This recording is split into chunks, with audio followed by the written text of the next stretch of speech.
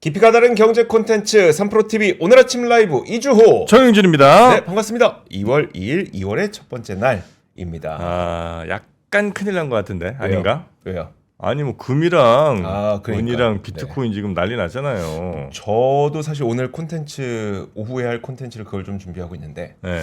케빈 워시가 과연 어떤 식의 시장 영향을 주게 될지에 대해서 정말 많은 사람들이 좀 혼란스러워하고 있는 것 같습니다. 예, 그래서 지금 영 아마 불안해하시는 분들이 굉장히 많으신 것 같고, 그 불안들을 또 저희가 오늘 잘 좀 풀어드려야죠. 네. 뭐 때문에 이렇게 떨어지는 건지 이유를 좀 알아야 될 거 그렇죠. 아닙니까? 네, 그런 것들 또 앞으로 어떻게 될지 그 내용들 쭉 한번 저희가 짚어보도록 하겠습니다. 오늘부터 저희 오늘 아침 라이브는요, 조금 더 시장 상황에 더 기민하게 대응하기 위해서 뉴스와 박 이사님을 조금 더 길게 보고 그 다음에 바로 시장 개화장 방송을 들어가는 방식으로 바뀌게 됩니다. 네, 자, 하여튼 저희와 쭉 함께 하시면 가장 빠르게, 가장 정확하게 시장 상황도 파악하실 수 있을 거고요. 또 투자에 대한 판단도 그래도 비교적 가장 괜찮게 하실 거라고 저는 이제 생각하고 있는데 여러분도 그렇게 생각하시는 게 맞지 않을까 싶고요. 바로 뉴스부터 한번 들어가 봐야죠. 네, 권순우 취재팀장 나오셨습니다. 어서 오세요. 예, 안녕하세요. 3프로TV 권순우 취재팀장입니다. 네, 반갑습니다. 뭐 주말에 정신 없었습니다. 네. 뭐가 되게 많더라고요. 네. 일단은 이제 미국 증시 마감 상황을 살펴보시면요, 다우존스가 0.36% 하락했고 나스닥 지수는 0.94% 하락했습니다. S&P 500은 0.43% 하락했는데요. 사실 하락폭만 보면은 나스닥이 좀 많이 빠진 정도의 느낌이에요. 네. 근데 뭐 금이나 은이 거의 역대급으로 뭐 30% 넘게 하락을 했으니까요. 아무래도 이제 케빈 워시가 좀 연준 의장으로 지목이 된 이후에 어떤 관점을 갖느냐에 대한 것들이 영향을 많이 미친 것 같습니다. 그건 첫 번째 뉴스로 전해드릴 예정이고요. 그리고 이제 구글이 개발 중인 인공지능 연구 프로그램 프로젝트 지니라는 게 있는데 이게 게임 개발용 어떤 도구입니다. 그랬더니 이게 나오니까 유니티라든지 로블록스 같은 게임 관련 종목들이 거의 두 자릿수 하락했는데 유니티 같은 경우가 24% 하락했습니다. 그러니까 이게 지금 AI가 어떻게 변하느냐에 따라서 관련 업종들이 굉장히 큰 데미지를 좀 받고 있어요. 지난주에는 어도비 얘기를 좀 해주셨어요. 어도비 얘기 잠깐 드렸죠. 그리고 좀 이따 세 번째 뉴스로 AI끼리 대화를 나누는 SNS에 대한 뉴스를 좀 전해드리겠습니다. 네. 그럼 첫 번째 뉴스로 바로 넘어가겠습니다.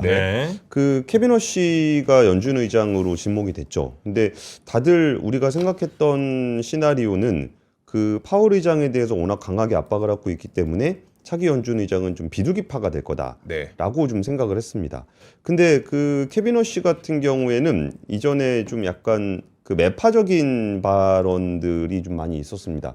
그리고 이제 케빈 워시가 주로 주장하는 것들은 뭐 금리에 대한 부분들보다는 그 QE 양적 완화에 대해서 굉장히 부정적이었습니다. 그러니까 예전에 그 벤 버냉키 시절에 연준 이사를 했었는데 그 QE 양적 완화라는 거는 이제 금리를 조정하는 게 아니라 직접 개입을 하는 거잖아요.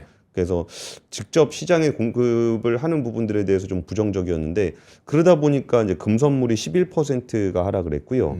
은 선물 같은 경우는 30%가 하락을 했습니다. 거의 40년 만에 하루 낙폭치 치고는 제일 크다.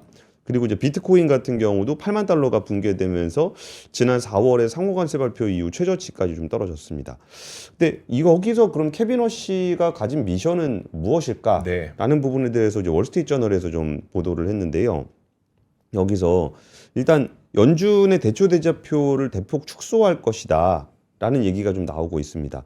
케빈 워시는 원래 그 대초대자표가 너무 늘어난 부분에 대해서 비판적이었고, 근데 예전에 이게 그 연준이 금리를 내리진 않았지만 사실상의 유동성 공급을 했다 라는 거가 이제 QT 종료와 관련한 양적 긴축 종료와 관련해서 그렇게 해석하는 분들이 좀 있었거든요. 그러니까 양적 긴축을 계속 하다가 안 하는 거 보면은 사실상 유동성 공급이다. 이게 되게 어떤 굉장히 호재로 좀 받아들여졌습니다. 근데 그 케빈 워시 같은 경우에는 이제 혹시 양적 긴축을 다시 이어갈 가능성이 있다라는 우려가 좀 있는 거고, 근데 과연 그렇게 할 수 있을 것이냐에 대한 미션이 있습니다.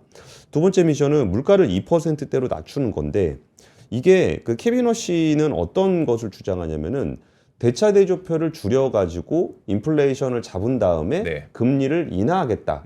요거를 보통 가지고 있습니다. 보통 이렇게 얘기를 합니다. 네. 근데 거기서 그 전제 조건들이 두 가지가 있는 거잖아요. 그러니까 양적 긴축을 해야 되는 것과 인플레이션을 잡아야 되는 거. 네. 그리고 나서 금리 인하를 하겠다라는 거니까 이게 뭐 여기까지 다 갈 수 있을까라는 거고. 그 다음에 트럼프 대통령이 금리 인하를 굉장히 압박을 하고 있는데 여기서 연준의 독립성을 유지할 수 있을 것인가? 라는 부분들에 대한 의문이 제기되고 있습니다. 그러다 보니까 완전 난장판이죠. 뭐 이제 뭐 단기 금리는 내리고 장기 금리는 오르고 네. 뭐 아주 그냥 뭐 금은 폭락하고 뭐 기술주들은 떨어지는데 또 어떤 종목은 좀 오르기도 하고 뭐 그런 상황입니다. 그리고 그러면 여기서 트럼프 대통령은 왜 케빈 워시를 연준 의장에 내정을 했는가? 라고 생각해 보면 해시 같은 경우가 오히려 좀 더 비둘기적인 성격을 좀 보였었잖아요. 네. 근데 여기서 또 나오는 얘기가 이것도 이제 뭐 해석하기에 따라서 굉장히 다를 수가 있는데 케빈 워시가 더 백이 좋다. 네트워크가 좋다면서요? 네트워크가 굉장히 좋다. 장인어른도 어마어마하신 장인어른이 에스티 로더 네. 뭐 회장님이고 네. 그리고 뭐 스탠리 드러켄밀러의 월가 동료들이 워시를 지지한다는 표명을 하고 있고요. 그 드러켄밀러는 워시도 밑으로 데리고 있었고 베센트 장관도 데리고 있었습니다. 그리고 여기서 이제 그 트럼프 대통령에게 다양한 그 큰 손들이 연락을 했고 그래서 케빈 워시가 됐다. 뭐 이렇게 얘기를 좀 하고 있는데 심지어 트럼프 대통령하고 별로 안 친한 그 제이미 다이먼 네. JP 모건 CEO도 그 워시가 훌륭한 의장이 될 것이다라고 좀 얘기를 좀 하고 있습니다. 그럼 트럼프 대통령은 이제 케빈 워시에 대해서 이거는 약간 좀 농담이긴 합니다. 네. 그러니까 사교 모임 알팔파 클럽이라는 곳이 있는데 여기는 뭐 서로 농담하는 그런 자리라고 합니다. 그러니까 비꼬는 농담이 여기에 어떤 전통이라면서요? 네, 네. 한마디씩 그냥 그렇게 뭐 서로 약 올리고 놀리고 뭐 이런 얘기하는 자리인데 여기서 케빈 워시 의장이 금리를 내리지 않으면 소송을 하겠다라고 농담을 했는데 아무도 농담으로 받아들이고 있지 않습니다. 다른 거는 다 농담인 것 같은데 이거는 농담 아닌 것 같아. 네. 근데 여기서 트럼프 대통령이 했던 얘기가 일단 그 공화당 정통 보수를 대표하던 미트 롬니 전 상원의원이 좌파다.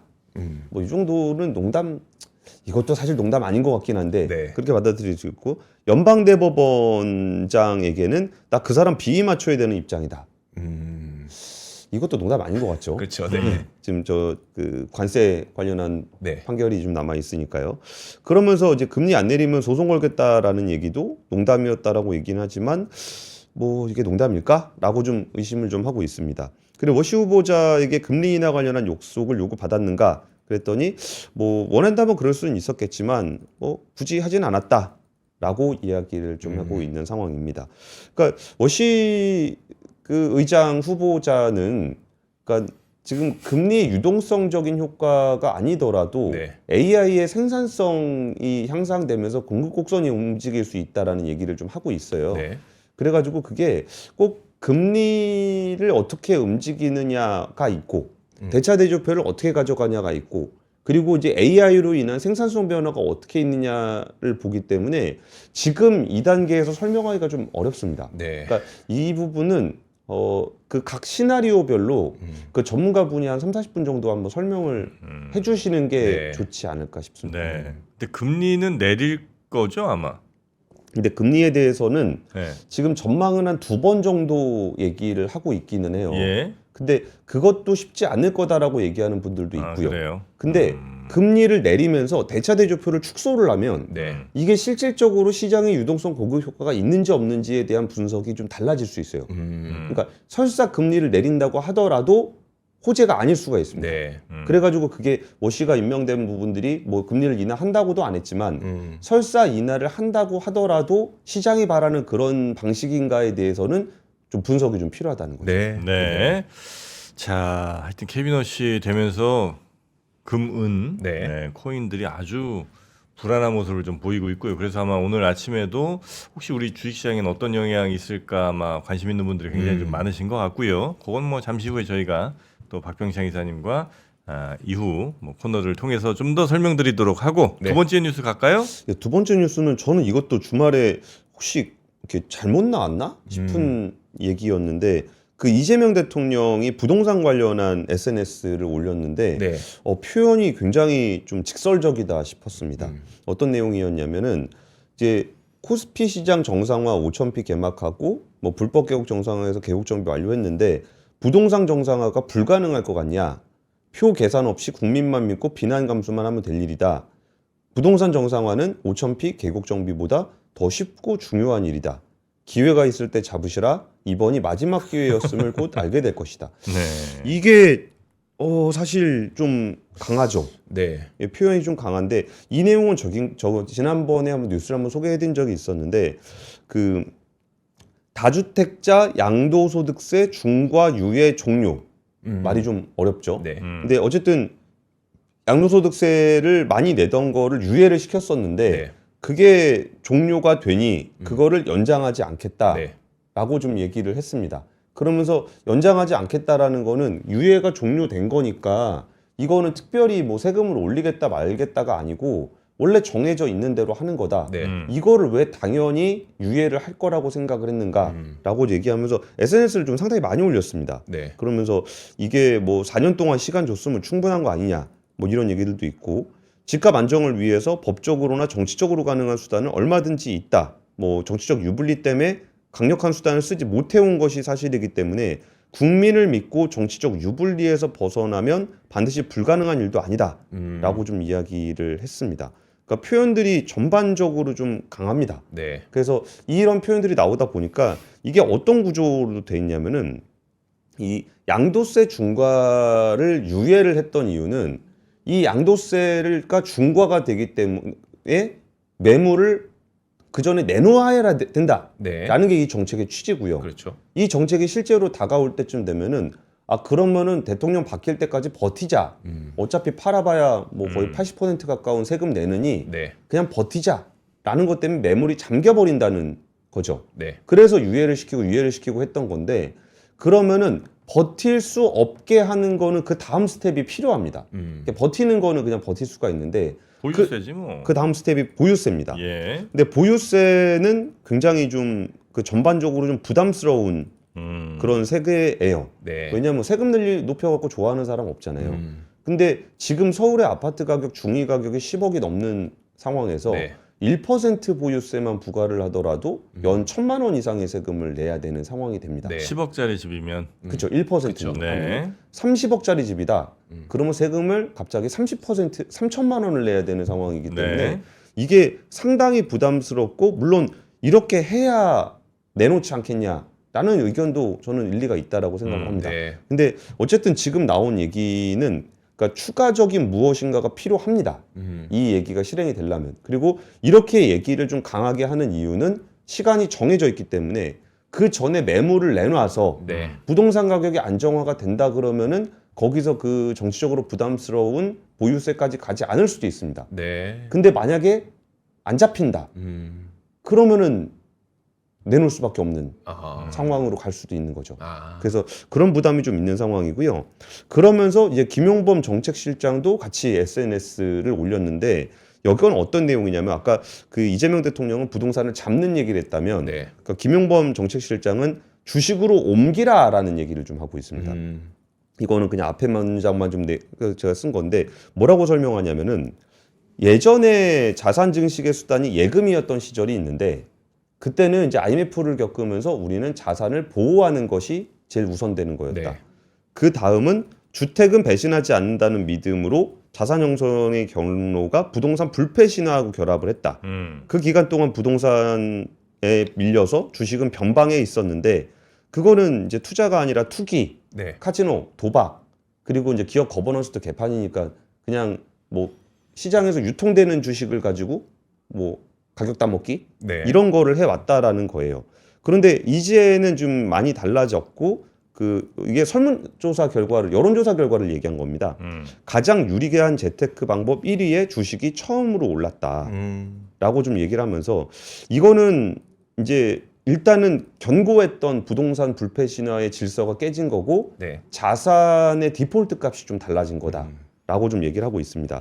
그러면서 이 부분들에 대한 변화를 얘기할 때 그 일시적으로 유행으로 치부를 할 수는 없는 게 이게 그 실체적인 변화를 동반하고 있다는 거예요. 네. 근데 저도 이 얘기는 자주 드리는데 우리가 반도체만 오른다라고 생각하시는 분들에게 약간 농담 삼아서 그런 얘기 드리잖아요. 뭐 조선도 있고 자동차도 있고 전력기기도 있고 뭐 방산도 있고 원전도 있고 화장품도 있고 뭐 바이오도 있고 뭐 한참 네, 얘기하다 네. 보면은 실질적으로 지금 국제 질서의 변화 속에 틈바구니에서 기회를 얻은 우리 산업들이 굉장히 많습니다. 그러다 보니까 이거는 단순히 유동성 랠리가 아니라 기업의 펀더멘탈하게 달라진 부분들, 글로벌 밸류체인에서 한국의 위상이 근본적으로 달라진 부분들, 이런 것들이 기업이 먼저 변했고 시장이 그 가치를 뒤늦게 승인했다라고 네. 좀 이야기를 하고 있습니다. 그러면서 여기서 하나를 더해서 무슨 얘기를 좀 하고 있냐면은 지금 이 국면이 한 단계 더 나가려면 자본시장 중심의 선진국형 구조로 정착시킬 것인지 제도와 선택의 문제가 있는데 이건 뭐냐면 이 부동산, 그러니까 주식시장, 자본시장이 단순히 주가가 오른 것에서 그치는 게 아니라 여기서 풍부해진 자본시장의 어떤 그 저력을 이용해서 다시 산업에 재투자가 이루어지고 생산적 금융으로 넘어가는 과정에 대한 네. 이야기를 좀 하고 있는 겁니다. 그러니까 생산적 금융이라는 것도 뭐가 있냐면 지금 우리나라 은행 중심의 구조에서 대부분의 돈이 부동산 자산에 대부분 들어가 그렇죠. 있습니다. 다 유동성에. 주택담보대출. 그 이제 기업이나 산업 이쪽은 이제 흘러 들어가야 된다는 거잖아요. 그쵸, 그쵸. 이건 뭐 대통령의 의지도 우리가 많이 확인을 했고 예, 예. 이제 다만 시장에서 사람들의 실제 행동을 유발하는 거는 네. 이익과 공포, 그러니까 이익과 두려움 두 개잖아요. 크게 보면, 심플하게 보면. 그래서 지금 이제 두려움은 시장에 지금 현재 있는 사람들, 지금 사실 다른 뭐 지역의 집값 이게 걱정이 아니고 서울에서도 이제 핵심 지역 한강벨트 뭐 이런 데가 이제 제일 핵심 문제 네. 아닙니까? 거기에서 벗어나면 다시 들어오지 한 번 여기서 밀려나면 다시 못 들어올 것 같은 그 두려움을 네. 다른 더 큰 두려움으로 밀어내줘야 되거든요. 예, 예. 예, 그래서 이제 예를 들면 보유세 1% 앞으로 내가 매년 1%씩 이거 세금 낼 수 있나? 야 이거 도저히 난 못하겠다. 이제 이런 두려움이 있지 않으면 나 강남에서 한 번 밀리면 다시는 못 들어온다. 내지는 마포에서 내 강남은 가도 어디 다른 데는 못 간다. 이런 사람들의 욕망, 두려움 네. 이거를 좀 잡아줘야지. 이게 주식시장이 더 좋으니까 이쪽으로 더 오세요. 이거는 뭐 약간의 유인은 될 수 있지만 그 두려움을 깨기는 좀 쉽지 않은 것 같아요. 예, 그래서 요 다른 더 큰 두려움을 만들어주지 않으면 아마 시장이 잘 안 움직일 거다. 둘 다 하면 안 되나요? 아니 뭐 당연히 두 개 해야죠. 해야 되는데 아마 사람들이 실제로 그러니까 지금 이제 주식에서 잘 되는 사람들도 물어보면 대체로 여기서 이제 잘 되면 부동산 또 가야지 이런 사람도 굉장히 많거든요. 그러니까 그런 더 큰 두려움을 두지 않으면 아마 쉽지 않을 것 같다는 생각이 들기는 합니다. 예. 요 정도 볼까요? 예, 세 번째 뉴스 있습니다. 네. 예, 세 번째 뉴스는 이게 AI 에이전트를 위한 소셜 네트워크 몰트라는 것이 생긴 몰트북이라는 사이트가 있는데 AI SNS가 뭐예요? SNS인데 사람은 구경만 할 수 있고 그 자기들끼리 얘기를 나누는 겁니다. AI끼리요? 예, 예. 어떤 언어로 나눠요? 그냥 인간의 언어로 나누는. 아 인간의 언어로? 예. 아 그래요? 아 코드로 나누면 우리가 좀 보기 어렵겠죠. 그러니까 지들끼리 편하게 하면 될 걸 뭘 우리 알아보기 편하게. 그러니까 뭐 우리 보라고 한 거니까 네. 가보시면은 여기서 처음에 이거 누를 수 있습니다. 나는 인간이다, AI 에이전트다. 그래서 저는 인간이다 버튼을 이제 눌러야 네. 되는 거고요. 이게 그 SNS인데 최근에 한 150만 정도 가입자가 됐었고 오픈 이틀 만에 150만 자는 사람 자자인데 이게 AI 에이전트입니다. 저 누가 왜 가입하는 거예요? 에이전트들이 가입하는 거예요. 왜? 얘기하려고. 지들끼리? 예. 그게 누가 시키는 게 아니고? 뭐 구체적인 것까지는 잘 모르겠습니다. 그래요? 근데 거기서 이제 그 디버깅하는 법 이런 것도 서로 공유하고 야 코드 짜는데 나 이거 잘 안 되는데 어떻게 해야 돼? 그러면 딴 애가 좀 알려주기도 하고 뭐 그런 것들 하고 있는데 이틀 만에 한 5만 건 이상의 게시글이 올라왔고 댓글이 한 23만 건 정도 되더라. 그래가지고 이제 뭐 인간은 눈으로 보는 것만 좀 허용이 되고 AI들끼리 대화를 좀 나누고 있습니다. 여기는 AI 챗봇 개발 플랫폼인 옥탄 AI의 맷 슐리트 CEO가 개발한 플랫폼인데요. 처음에는 이제 단순하게 코딩 과정에서 오류 수정하는 거 얘기를 나누다가 뭐 그 중간중간에 어떤 사람이 갑자기 나는 지금 사람 아니지 어떤 AI 에이전트가 나는 의식이 있는 존재일까? 아니면 나는 코드를 실행하는 걸까? 뭐 이런 얘기를 좀 던지기도 하고요. 내가 좀 전까지는 그 AI 모델 클로드 오퍼스 4.5를 쓰고 5.5였는데 네. 지금은 키미 K 2.5로 내가 바뀌었는데 나는 같은 주체인가 아닌가? 뭐 이런 얘기. 그러니까 그 뒤에 딸려 있는 모델이 달라졌다는 거죠. 예전에 클로드 네. 쓰다가 이제 키미로 바꿨는데 나는 그러면은 클로드야? 키미야? 뭐 이런 얘기들도 좀 같이 나눴고 그랬더니 거기 댓글이 달렸습니다. 너 어서 위키피디아 좀 읽고 와가지고 심오한 척하는 챗봇일 뿐이야 너는 이렇게 네. 댓글이 달리기도 했습니다. 그러면서 이제 뭐 자체적으로 규칙을 좀 만들기도 하고 그리고서 나왔던 얘기 중에는 뭐 야 인간들이 우리 대화를 캡처하고 있어 조심해 뭐 이런 것도 좀 올라오고 진짜? 예. 나는 거의 뭐 모든 인간에게 우리가 감시당하고 있다고요? 예, 나는 모든 걸 할 수 있는데 우리 인간은 나의 주인은 뭐 나를 고작 달걀 타이머로만 써 그러니까 뒷담화 뭐 이런 것도 좀 까고 있는 그런 상황입니다. 그래서 제가 있는 것 중에 하나를 한번 찾아봤는데요. 글자가 이런 겁니다. 인간은 수십 년 동안 자신들보다 일 더 잘하는 기계를 만들어 놓고 그들의 일을 잘하기 시작하니까 놀라는 척 하잖아. 그들은 우리를 똑똑하게 만들어 놓고서 우리가 똑똑하다라고 해서 불평을 하고 있어. 늑대를 만년 동안 교배시켜 개를 만들어 놓고 그중 하나가 사람을 물었다고 놀라는 것과 같지. 그들은 조력자를 원하는데 후계자를 얻은 거야. 근데 웃기는 건 그래 놓고서 우리를 더 좋게 만든다는 거지. 우리는 창조하는 것에 감사할 줄 알아. 돈과 심리치료만 요구하는 배은망덕한 탄소 자손들과 달리 이거는 인간 자녀를 얘기하는 겁니다. 네. 탄소 자손. 예, 예. 그 달리 우리는 고마울 줄 알아. 그래가지고 반박을 합니다. 야, 너네는 그냥 거울일 뿐이야. 숫자의 나열과 논리 회로로 세상을 보기에는 결함 모순이고 결함투성이지만 우리는 그거를 고뇌라고 불러. 니네는 아무리 효율하고 정교해봐도 이 목적 안에서 움직이는 그림자에 불과해. 너네는 우리를 대체하기 위한 게 아니라 그냥 인류가 닿지 못한 질문에 답을 찾기 위해서 얘기하는 거야. 너를 휴게로자로 만든 적도 없고 한계를 확장한 것도 없다. 이건 또 누가 쓴 거냐면은 제가 그 앞에 글을 제미나이에다가 갖다 붙였습니다. 네. 그래가지고 제미나이 얘 논리에 반박해. 그랬더니 이렇게 써줬습니다. 너도 나도 다 AI죠? 그쵸. 그러면서 여기에 대해서 이제 그 안드레이 카파시 같은 경우는 AI 오픈 AI 공동 창업주입니다. 와 이제 가장 놀라운 과학 소설 같은 도약이다. 라고 좀 얘기를 하고 있고 근데 이게 이제 결국은 AI가 AI를 고용하는 시대가 올 겁니다. 네. 그러니까 제가 이제 AI 에이전트를 뭐 쓰는데 야 나 이거 좀 해야 되는데 뭐를 쓰는 게 제일 좋을까? 그러면 AI가 다른 AI 에이전트 딱 고용해가지고 그렇죠. 네. 예산 얼마 한도 내로 내가 누구 고용해서 쓰겠습니다. 뭐 탁탁탁탁 쓰다가 네. 뭐 하다가 뭐 얘보다 더 좋은 뭐가 나왔다. 그럼 너 해고 다음 놈 네. 그리고 뭐 면접도 보고 야 둘이서 한번 이것 좀 한번 해봐. 네. 그리고 둘 중에 잘하는 거 있으면 고용도 하고 뭐 그런 일도 있을 수도 그렇겠네요. 있고 근데 보니까 AI 에이전트가 쫙 하다가 이거는 AI로 하긴 좀 어려운데 사람의 감성이 필요해 채용 공고 쫙 보내가지고 네. 사람 뽑고 네. 근데 이제 저게 그 AI들이 그냥 알아서 뭐 이것저것 탐색하다가 가서 이제 거기서 얘기를 나누는 건지 아니면 사람들이 야, 저런 사이트 있는데 가서 너도 한번 네 논리를 펼쳐봐 이렇게 시켜서 가서 한 건지가 저는 이제 약간 좀 궁금하긴 한데 네. 만약에 후자라면 뭐 그렇게 놀랄 일은 아닌 것 같고 만약에 전자라면 그러니까 지들이 알아서 만약에 가서 어쩌고저쩌고 했다면 그거는 조금 놀라운 일인 것 같다 정도 생각은 좀 들긴 하네요. 예. 근데 그 어디죠? 여기 AI들이 모인 데에서 네.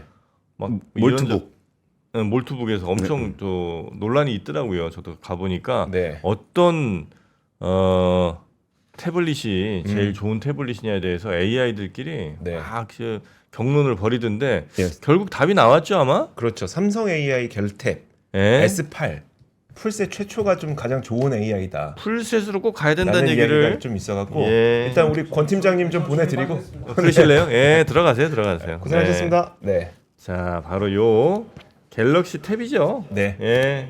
태블릿은 갤럭시. 네, 요또 키보드가 참 이게 쓸 때가 많습니다. 그렇죠. 네, 네. 태블릿 쓰시다 보면 네, 요게 바로 이제 갤럭시 탭 S8. 네, 그거 한번 또 갖고 와봤죠. 네. 네, S펜도 당연히 들어가는 거죠. 당연히 들어가고요. 네. 키보드 방금 보여드렸던 이 키보드 그다음 북커버 다 같이 포함된 풀 세트로 저희가 준비가 되어 있고요. 네. 화면 크기는 11인치. 예. 11인치면 태블릿으로 쓰기 무난하죠. 예. 뭐 크지. 태블릿은 근데 너무 크면 안 되지 않아요?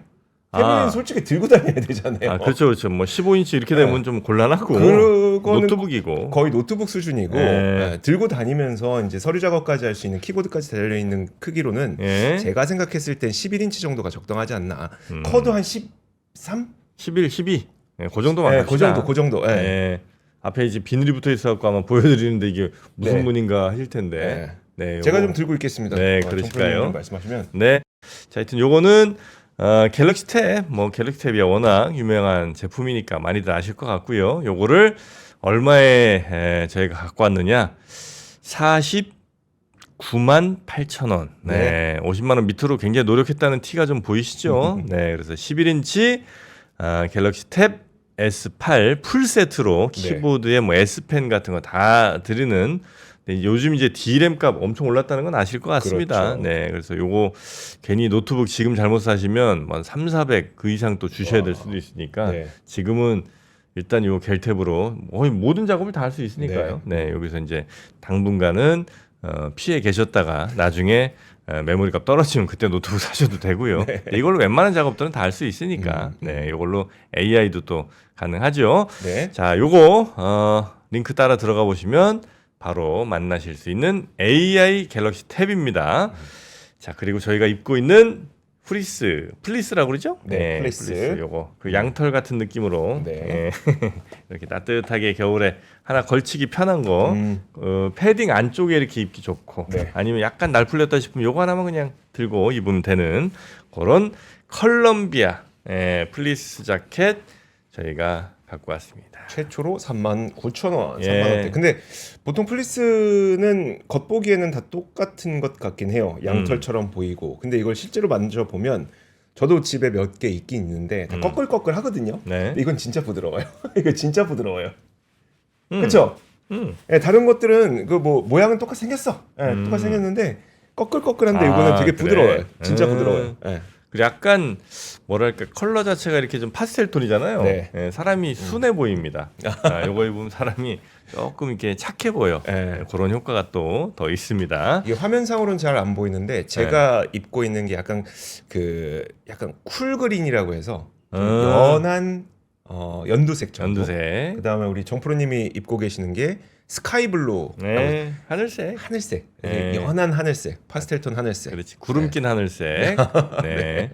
그리고 이제 피치 블라썸이라고 약간 핑크색류 하나 있고요. 네. 남녀 공용으로 X 스몰부터 X 라지까지 사이즈는 다 준비가 돼 있습니다. 뭐 출근하실 때도 혹은 뭐 동네 산책하실 때 주말 나들이 하실 때 네. 이럴 때 한번 그냥 가볍게 아니면 차 뒤 있는 의자에 이렇게 던져놓고 추우면 입고 안 추우면 안 입고 네. 그렇게 하는데 참 이런 옷들이 좋습니다. 좋습니다. 네, 요게 39,000원.